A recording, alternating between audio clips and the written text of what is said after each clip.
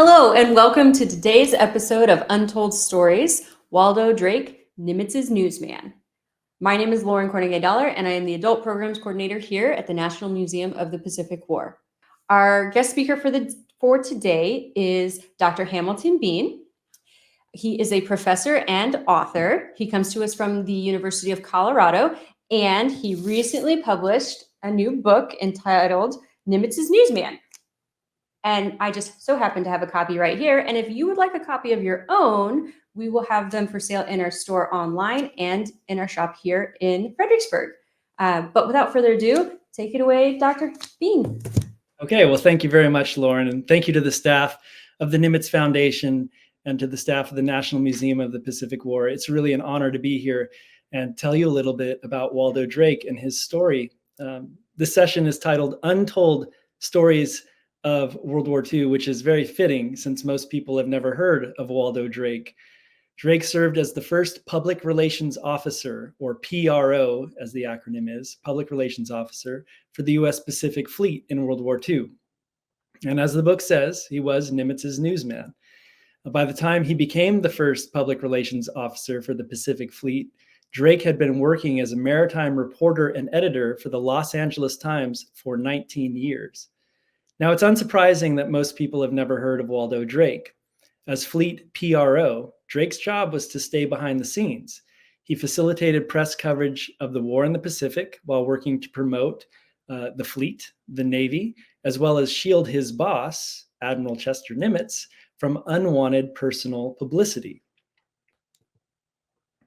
Admiral Nimitz, of course, was the commander-in-chief of the Pacific Fleet and later Pacific Ocean areas.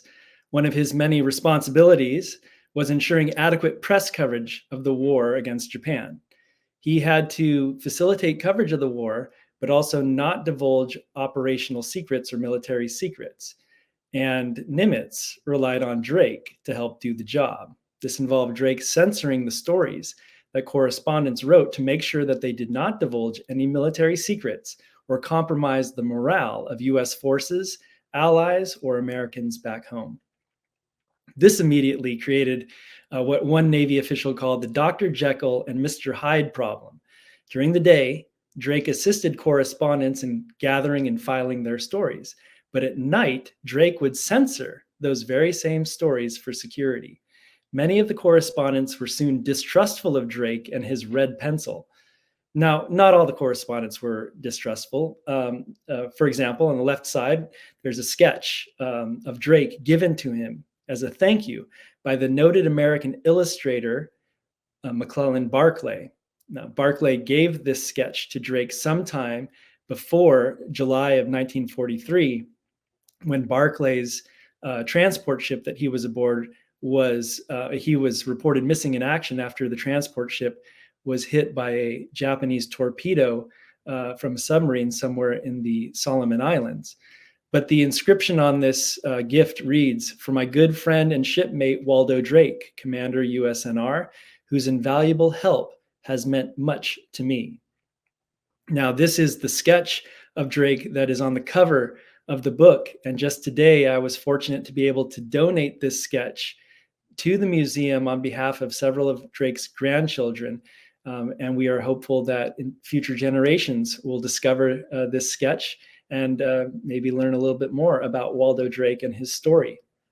Now, through the power of artificial intelligence and a free online app provided by the MyHeritage website, we can actually bring Barclay's sketch to life a little bit. So let me do that for you.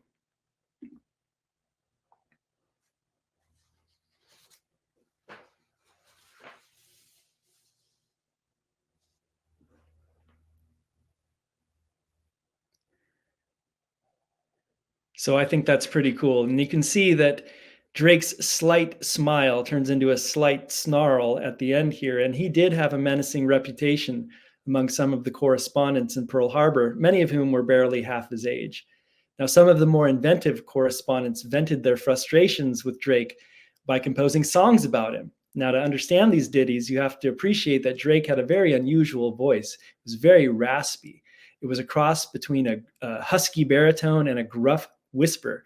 Many correspondents said he sounded like a scratchy record. So one song went like this: There once was a man so handsome and tall, ran public relations with no voice at all.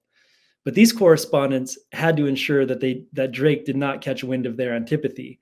If they needed to get their stories past his red pencil. And correspondents who risked offending Drake might find themselves walking the streets of Honolulu without much hope of finding news, while those who maintained more cordial relations with the PRO could receive unexpected orders from Admiral Nimitz to board a task force vessel bound for some epic battle somewhere in the Pacific. Now, being Nimitz's newsman might sound like a really fun job, but Drake had a big problem. After the Japanese attack on Pearl Harbor on December 7th, 1941, he found himself managing the fleet's public relations and basically the world's biggest news story nearly all by himself. Although he successfully muddled through the crisis, Drake's allegiance to the Navy and to Admiral Nimitz was soon put to the test. He dueled with correspondents in Pearl Harbor, attempting to protect operational security and safeguard American morale. But Drake also had to navigate the treacherous waters of the Navy Department in Washington, D.C., where he found himself facing a barrage of organizational politics that constantly threatened to sink his PRO position. Now, the viewer may have noticed the bandage over Drake's right eye in this photo of him receiving a Purple Heart from Admiral Nimitz. The photograph was taken in March 1944 in the SINCPAC Public Relations Office in Pearl Harbor. So what I'd like to do for the rest of this presentation is describe how Drake became the fleet's PRO, became Nimitz's newsman, and by the end of it, I'll reveal how Drake earned this head wound. So let's begin the story on February 18th, 1944 in the Marshall Islands. And if you're looking at the map, the star in the middle of the Pacific Ocean here is roughly where the Marshall Islands are. So at dawn, Drake stood on the signal bridge of the USS Rocky Mount, watching Operation Flintlock turn Eniwetok Atoll into red, yellow, and black smoke.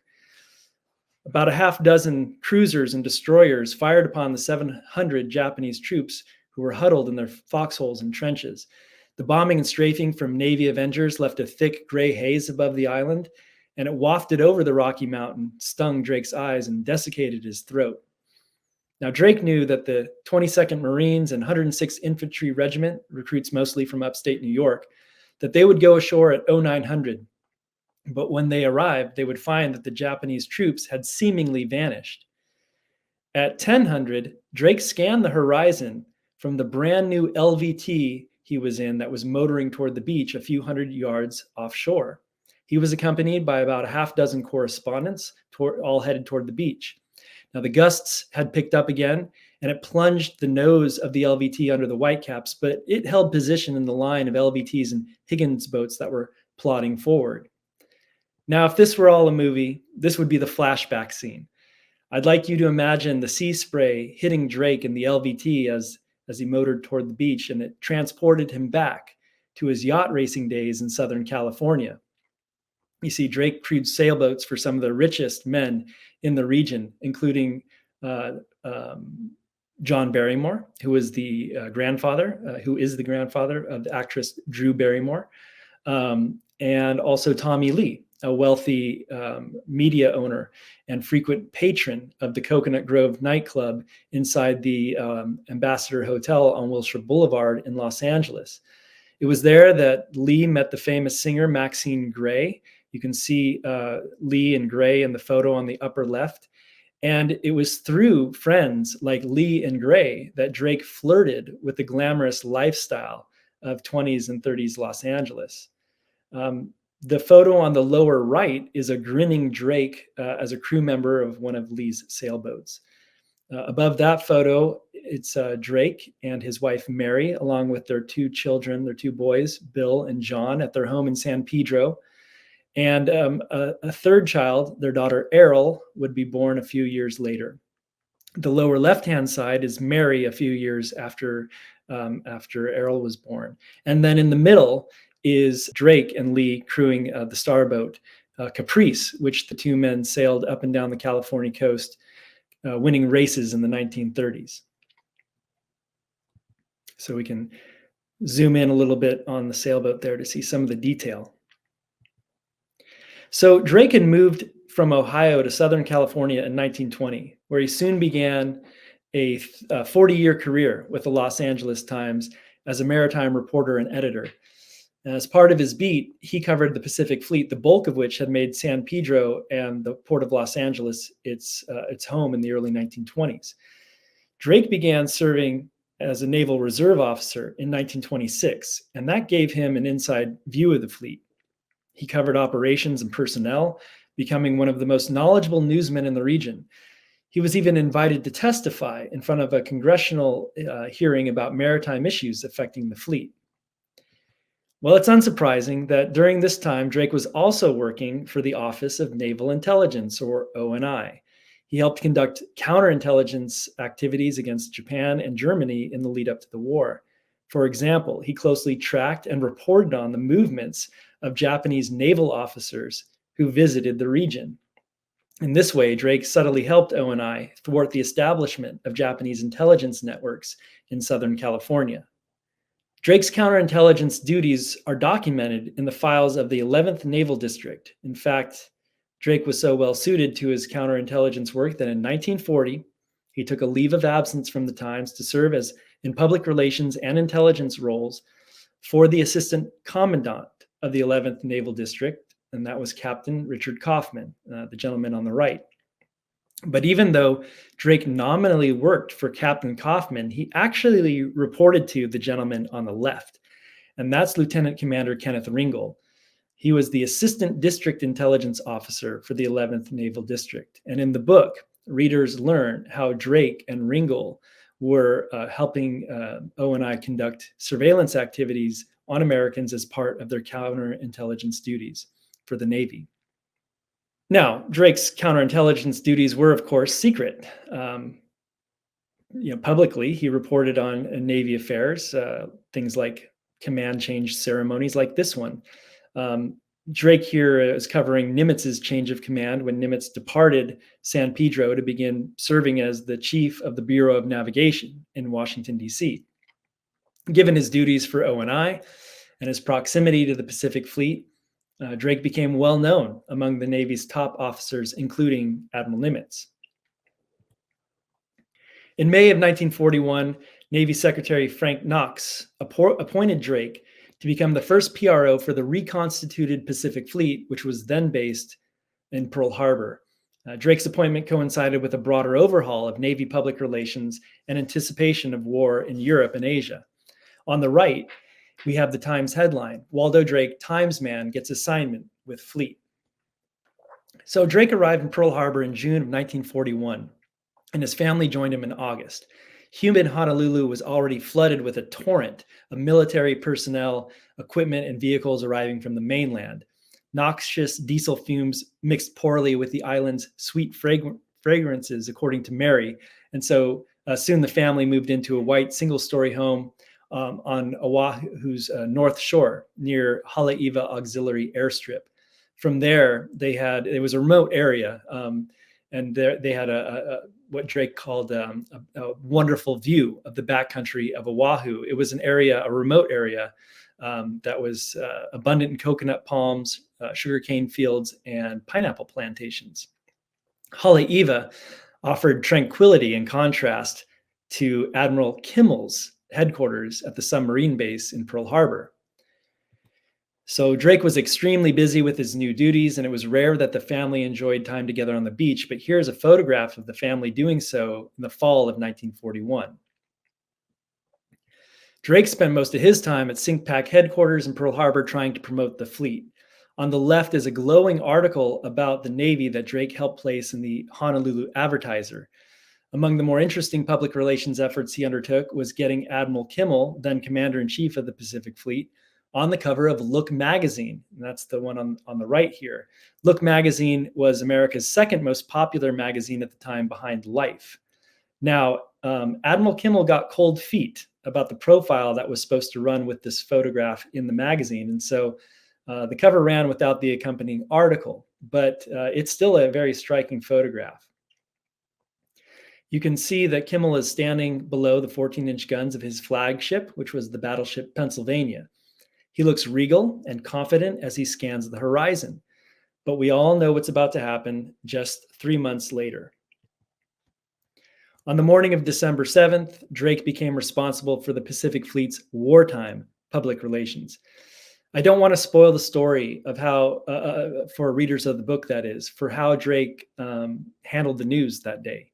But it's safe to say that he struggled to handle the crisis that had befallen the Navy and the nation.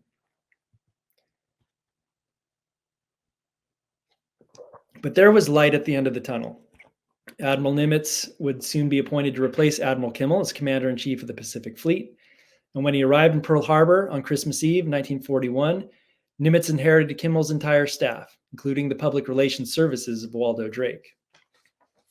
Drake soon had more than a dozen correspondents working in the public relations office in Pearl Harbor. Here's a photo of Drake looming over the correspondents as they prepare for a rare press conference. In the days immediately following the Japanese attack, Drake kept a tight lid on news emanating from the fleet. It would take more than a year before the American public would learn the true extent of the damage that the Japanese raid had caused that day. But Pearl Harbor and the Pacific Fleet were soon the focus of the nation's best reporters, and folks like United Press's Frank Tremaine, pictured here with his wife Catherine on the left, and Chicago Tribune's Robert Casey on the right. They were soon hounding Drake for news and disparaging him whenever the fleet's public relations office fell short of expectations. The atmosphere became extremely tense and confrontational. Things got so bad that one reporter even placed an erroneous report of Drake's relief as PRO in Newsweek magazine, presumably hoping that its publication might somehow make it true. Drake weathered the storm, but the animosity and antipathy between Drake and the press grew.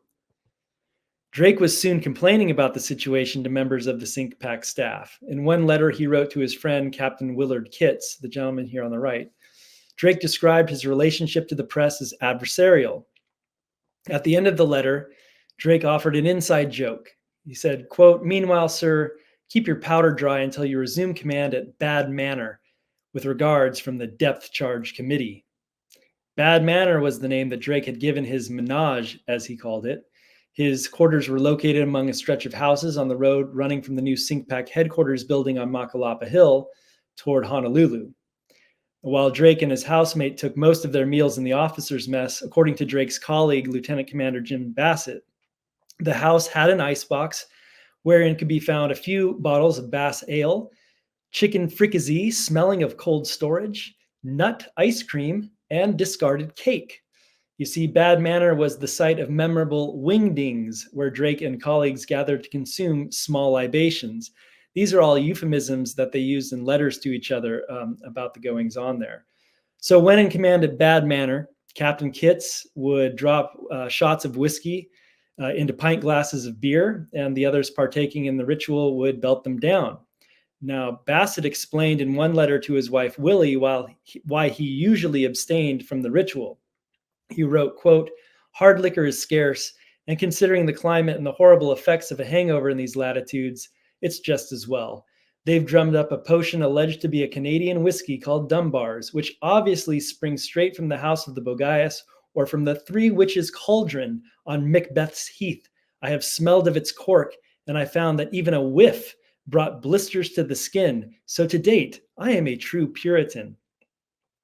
So you can see why these folks were in public relations. They definitely had a way with words. Primed with a Dunbar's depth charge or two, Drake's tendency toward what one historian called injudicious language might rise to the surface. Drake could be quite profane. He could, for example, disparage an importune correspondent who was giving him a hard time. One reason Drake did not deny an adversarial relationship with the press is because he suspected foul play. In a February 23, 1942 memorandum routed to SINCPAC staff, he said, quote, "Local representatives of the three wire services, UP, AP, and INS, call me so consistently on movements and operations of fleet task forces that I believe they secured their information from some leak in secret radio traffic." Well, despite the growing animosity between Drake and the press, he did his best to promote the fleet and Admiral Nimitz. But Admiral Nimitz was shy about speaking to correspondents and held only a handful of press conferences in the first 6 months of the war. Drake fielded requests for publicity photos, forwarding the request up the chain of command that aligned with Nimitz's self-image. For example, the Associated Press asked Nimitz for, quote, a picture of you on the pistol range at headquarters. Drake routed the request to Nimitz, who wrote back on the letter, Drake, okay, CWN.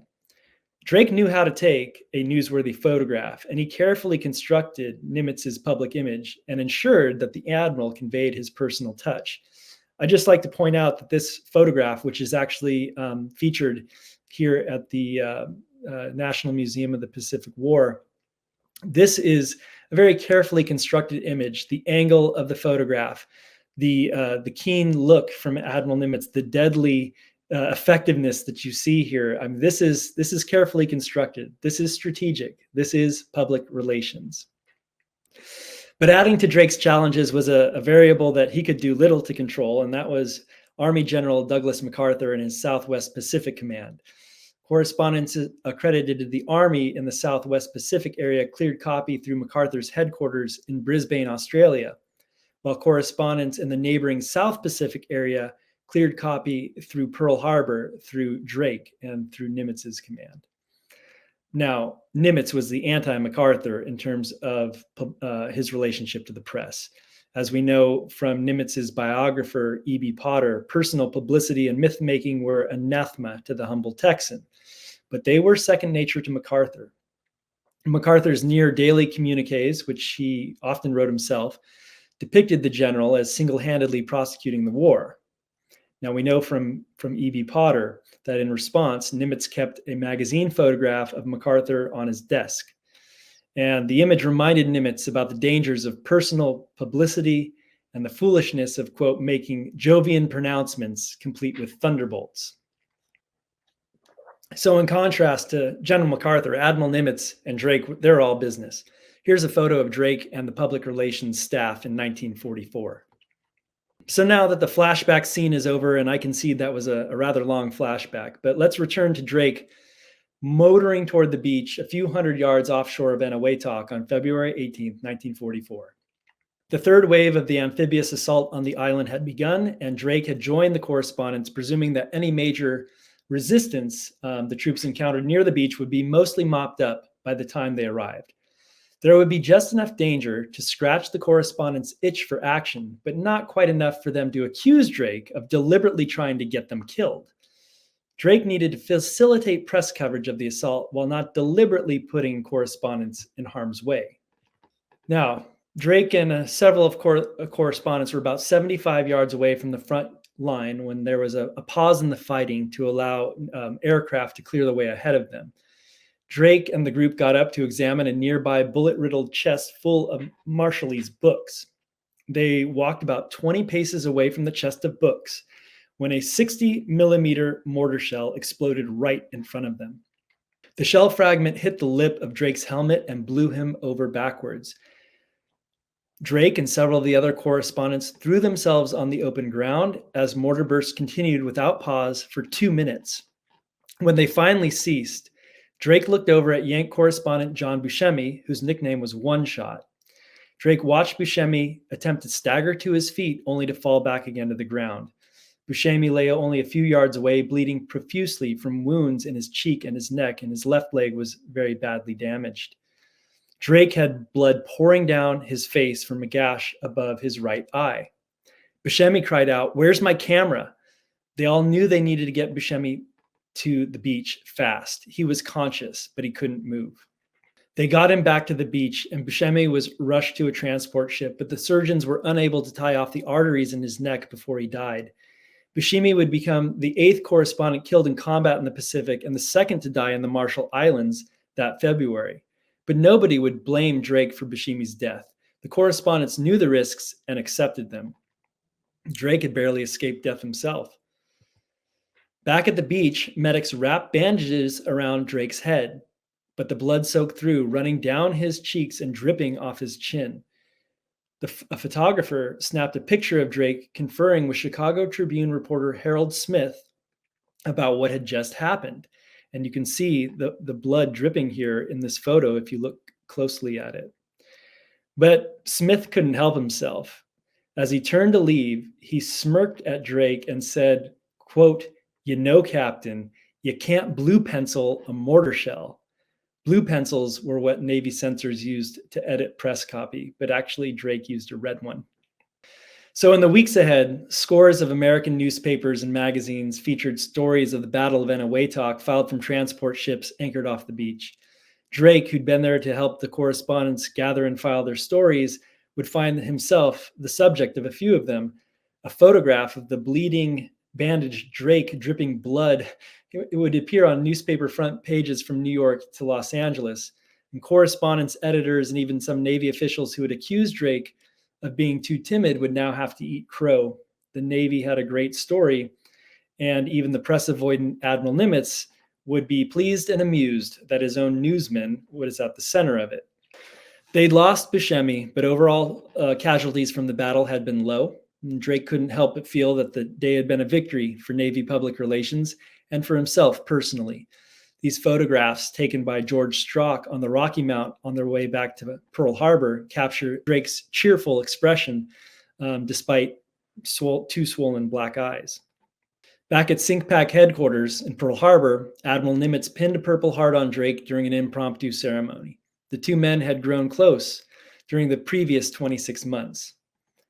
Now, they played tennis together nearly every day, and Drake had become one of Nimitz's most loyal and trusted staff officers.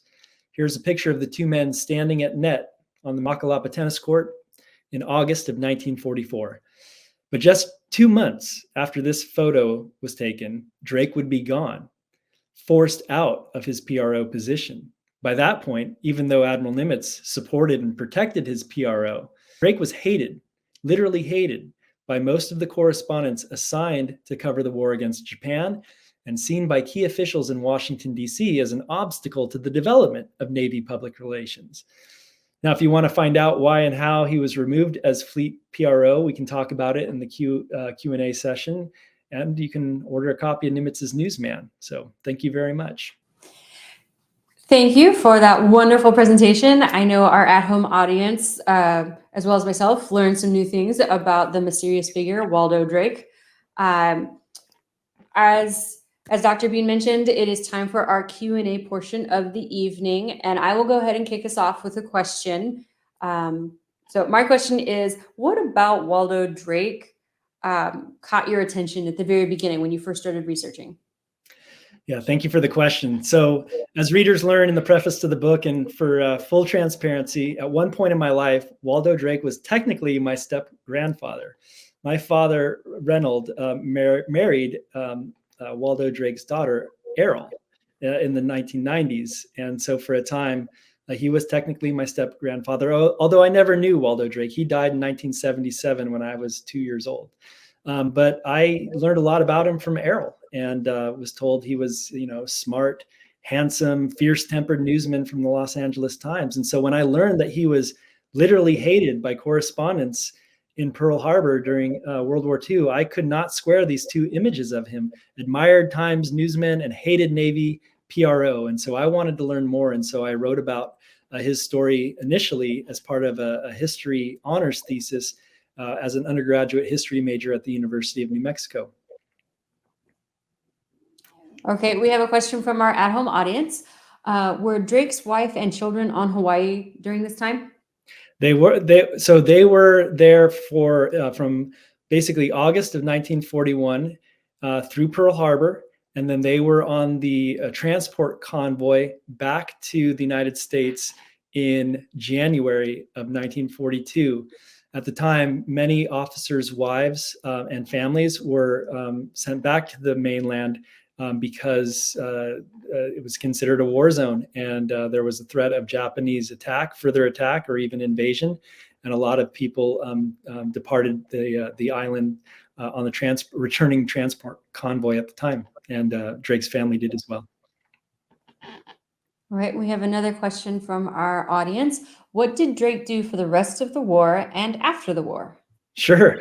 That's a great question. Thank you for asking it. So Drake was transferred somewhat unceremoniously, if you'll learn in the book, to the Office of War Information, where he served the duration of the war. And in 1945, at the war's end, in September, he served on the Allied Reparations Committee as kind of a press, the appointed press officer, and also as working for the Office of War Information, OWI.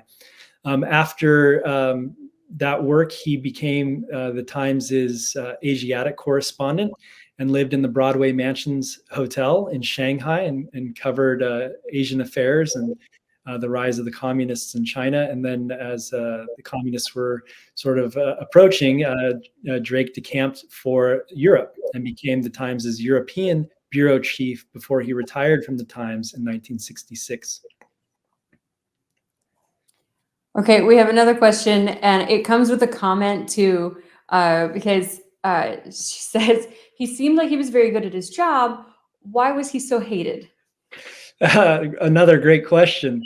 And this is one I struggle with in the book too. I think some readers will say, well, he was just doing his job and trying to protect security. I think there was an inherent tension built in to the dynamics of press reporting in the Pacific in World War II, which is the correspondents, they wanted to provide interesting copy, interesting stories, and interesting news about the Navy to their bureaus. And sometimes they felt that Drake was censoring not strictly for security or even for morale, but more toward protecting the Navy's interests. I've seen letters from correspondents complaining to their editors that they thought Drake was censoring things unnecessarily, just trying to, protect the Navy's image or not upset allies unnecessarily, but being overly cautious. And this just created tension. And some of the correspondents really didn't like it. Other correspondents, I think, had legitimate gripes. There were often times where Drake may have just overstepped just a little bit, and when they pushed back, he would concede. And sometimes even Admiral Nimitz had to intervene and tell Drake, you went a little too far on this one. This is not your responsibility to censor for this. So, and you get a couple of these anecdotes in the book. Excellent. Okay, so I have something else that just kind of another question that popped into my head.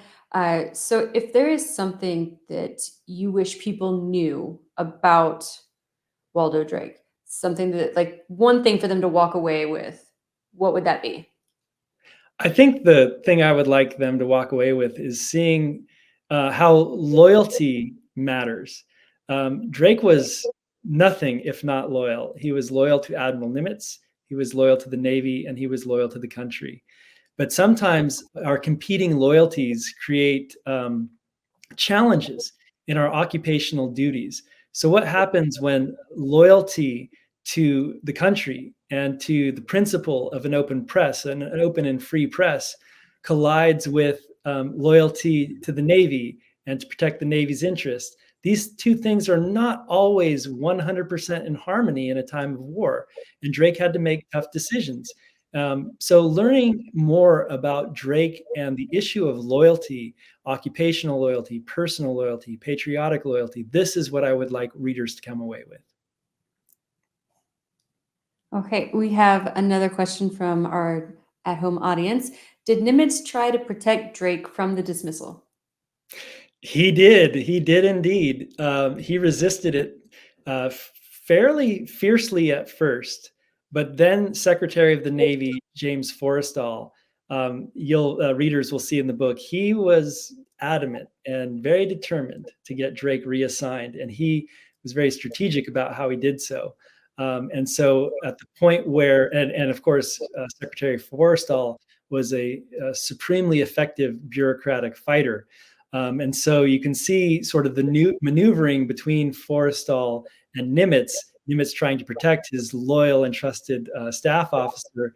But ultimately, Nimitz was an incredibly savvy administrator himself. And he saw the writing on the wall. And when he saw the writing was on the wall for Drake, he had to let him go, because Nimitz had bigger battles to fight with Secretary Forrestal, and he had to lose Drake in order to win those other battles. So it's a really interesting dynamic, and I think readers will enjoy learning about it. Okay. We have a sort of related question, like a follow-up question from that as well. So did Drake have a relationship with Nimitz after the war? There's one scene in the book where Drake returns to Pearl Harbor as a member of the Allied Reparations Committee, and this story actually was conveyed by E.B. Potter, so I don't want to take credit for this research. This was not original to me, but E.B. Potter relayed this story in his book, which was when Drake arrived in Pearl Harbor, Nimitz communicated to him that he was very interested in the chief of naval operations position, the highest uniformed rank in the Navy. And Forrestal hadn't, seemed very keen to appoint or support Nimitz's promotion to that position. And he asked Drake, "Well, hey, you've been in Washington, you know a lot of people. Is there anybody you think I should speak to?" And Drake said, "Well, just by chance I do. Ed Pauley is coming here to go on to Japan for the Allied Reparations Committee, and Ed Pauley helped put Truman in the White House. So I think you should talk with him." And Nimitz said, "Set up the phone call." And so Drake did. They talked. Potter speculates that phone call, didn't hurt, and it may have paved the way for Truman to eventually announce that Nimitz would become the next CNO. So that was one of their interactions after the war. I couldn't find anything else in the archives. Doesn't mean that they didn't interact, but I couldn't find any letters exchanged between the two men or anything like that. I wish I had. Okay, we have one more. Who succeeded Drake, and how did he do? That's a great story. So Captain Miller took over for Drake in 1944.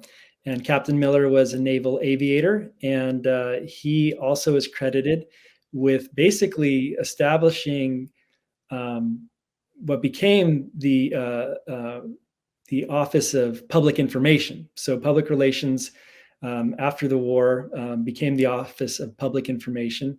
And some of the structures that we see in Navy public affairs today, I think Captain Miller can be credited with. He did a very effective job, and most historians and commentators agree that after Captain Miller took over for fleet public relations, the situation really improved. We also have to acknowledge, though, that by that point in the war, there was just lots of good news, and it wasn't as tough as when Drake first started out. That's fair. Yeah.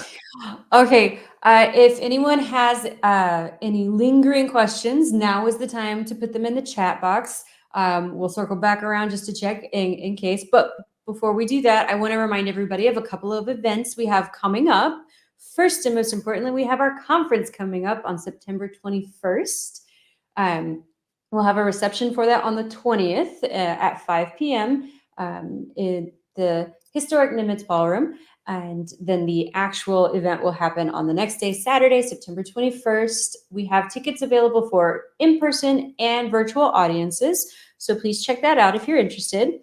Oh, we do have one last question. So I will go, as promised, I will make sure we ask that question. So did you speak with any of Drake's children while doing your research? Of course. I mean, as I said, at one point in my life, Waldo Drake was technically my step-grandfather. So I knew Drake's children, and I knew some of Drake's grandchildren, not all of them, but those that I did know supported this project and were immensely helpful. And some of the photographs that you see in the book were provided by them. So I did speak with some of Drake's children and grandchildren. Yes, I did. Excellent. So before we go for the night, I want to do one last reminder of Dr. Hamilton Bean's new book, Nimitz's Newsman. Again, we do have it for sale in our store and our online store, so please check that out. And again, one last thank you to Dr. Bean for being here and being our guest speaker for tonight. And for our at-home audience, thank you so much for joining us tonight, and we'll see you next time.